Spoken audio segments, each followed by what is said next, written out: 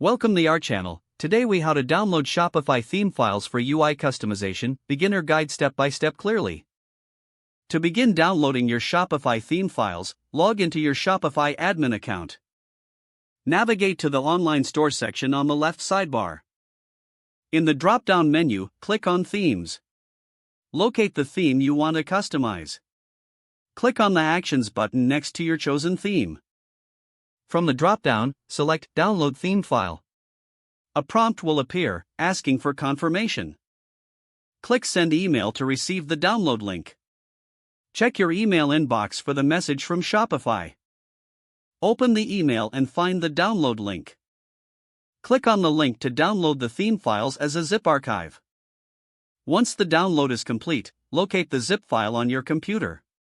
Right-click the zip file and choose Extract All to unzip it. Select a destination folder for the extracted files.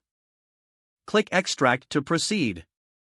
Open the extracted folder to view your theme files. You are now ready to customize your Shopify theme. Make sure to familiarize yourself with the different file types available. Start editing the files to fit your desired UI customizations. Save your changes frequently to avoid losing any progress. Once satisfied, you can upload the modified files back to Shopify. Follow these steps to ensure a smooth process in customizing your Shopify theme. Now, you're equipped to enhance your online store's appearance. If the page does not load, refresh the browser or try again in a private or incognito window.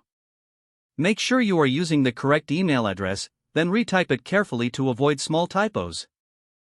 If your password is not accepted, use the reset option and create a new strong password you can remember. Check your spam folder for verification or security emails, then complete any requested confirmation steps. Enable two-factor authentication if available to improve account security and reduce unauthorized access risk. After signing in, review your profile details so your contact information and settings are accurate and current.